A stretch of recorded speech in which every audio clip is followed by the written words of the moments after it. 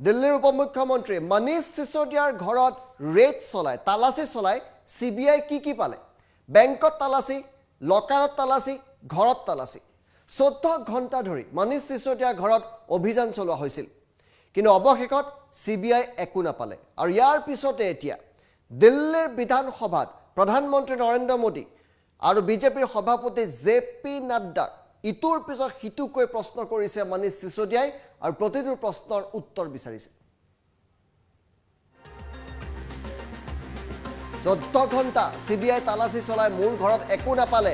এয়া মনীষ সিসোদিয়াৰ সদম্ভ ঘোষণা মাত্ৰ ৮০,০০০ টকাৰ সোণ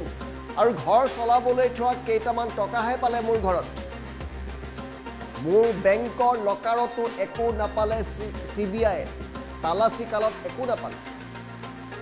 সিবিআইৰ পৰা মই ক্লিন চিট পাইছো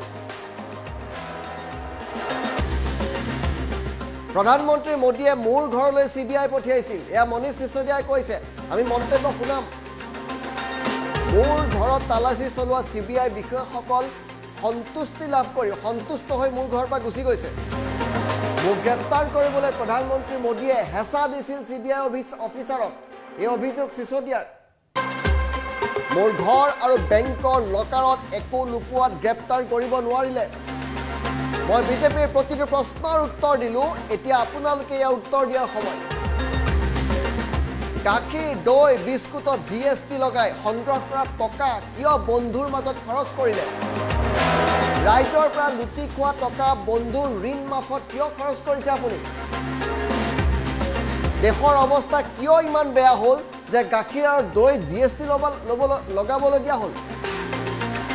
ৰাইজৰ টকাৰে বন্ধুৰ ঋণ কিয় মাফ তাৰ তদন্ত কৰক সিবিআই পেট্ৰলৰ দাম বঢ়াই মোদীৰ বন্ধুক কিয় টকা দিয়া হ'ল ৬,৩০০ কোটি টকা খৰচ কৰি দেশজুৰি বিধায়ক কিনিছে বিজেপিয়ে এই শ কোটি টকা বিজেপিয়ে ক'ৰ পৰা পালে তাৰ তদন্ত সিবিআই কৰক প্ৰধানমন্ত্ৰী মোদী আৰু সভাপতি জেপি নাড্ডাই ক'ৰ পৰা ইমান টকা পালে তাৰ তদন্ত কৰক সিবিআই দিল্লীৰ বিধানসভাত এইদৰে আক্ৰমণাত্মক ৰূপ লৈছে উপমুখ্যমন্ত্ৰী মনীষ সিসোদিয়াই মন্তব্য শুনাইছে मैं लॉकर से आ रहा हूं इनको लग रहा था बहुत लॉकर में पता नहीं क्या क्या सामान होगा कुल मिला के 70-80 हजार रुपए का उसमें गोल्ड के भी छोटा मोटा है उसमें चेन भी है उसमें बच्चा पैदा हुआ था मेरा 15 साल पहले उसका झुंझुना भी है वो सारा मिला के 70-80 हजार रुपए आज की वैल्यू का सामान नहीं निकला फिर जब इनका नहीं चला फिर झूठ अब जवाब तो ये दें कहां से झूठ बोलते हैं इन्होंने अभी थोड़ी देर पहले मैं वहां से चला मैं बता के चला सारे मीडिया को कि मेरे घर से कुछ नहीं निकला मेरे बैंक लॉकर का इतना इन्होंने हल्ला मचाया बैंक लॉकर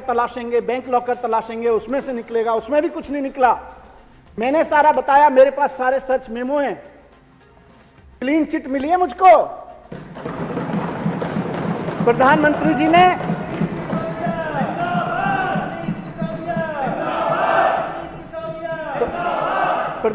जी ने सीबीआई मेरे घर पे भेज दी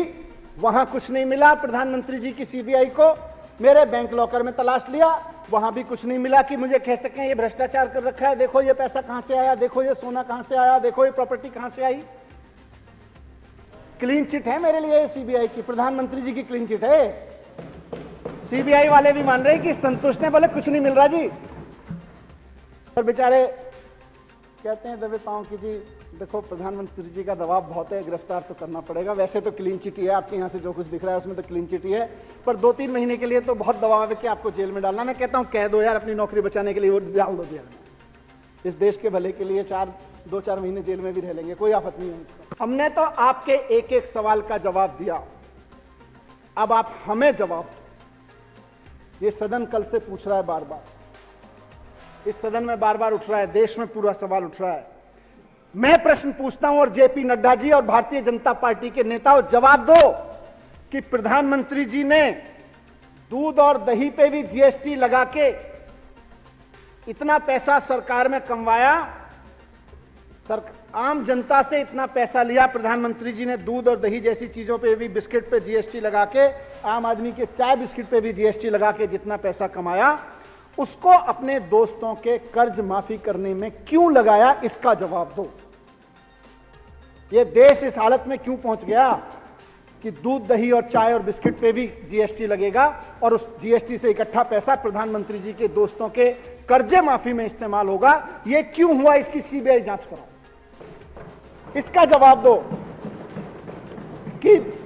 लोगों के दूध, दही, चाय, बिस्किट पे टैक्स लगा लगा के इकट्ठा किया गया जीएसटी का पैसा प्रधानमंत्री जी ने अपने दोस्तों के कर्ज माफी पे क्यों खर्च किया, इसका जवाब दो। आज इसका जवाब दो। हमने तो आपके सवालों के जवाब बहुत दिए हैं।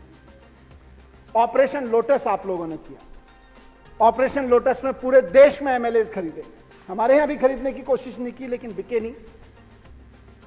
लेकिन रेट पता चल गया। इसी रेट के हिसाब से भी अगर देखें तो 6300 करोड़ रुपए इन्होंने एमएलए खरीदने पे खर्च किए हैं। ये 6300 रुपए कहां से आया, जेपी नड्डा जी और प्रधानमंत्री जी, इस बात का जवाब दो। सीबीआई की जांच करो, ईडी की जांच करो कि एमएलए खरीदने के लिए और खरीदे गए एमएलए को बड़े बड़े 5 स्टार होटलों में रुकवाने का पैसा कहां से आया, इस बात का जवाब दो। ये 63,000 करोड़ रुपए कहां से आया, 6300 करोड़ रुपए कहां से आया। ये पेट्रोल और डीजल के दाम बढ़ा बढ़ा के जो जनता की लूट चल रही है और उससे एमएलए की खरीद हो रही है ना, अब जनता इस पे जवाब मांग रही है। इसका जवाब दो कि पेट्रोल और डीजल के दाम बढ़ा बढ़ा के जनता को लूट रहे हैं। एक आदमी स्कूटर भी चला रहा है, छोटी सी स्कूटी भी चला रहा है, तो वहां भी पेट्रोल और डीजल महंगे हो जाते हैं और फिर एमएलए खरीद रहे हैं। इसका जवाब दो, ये कहां से आया।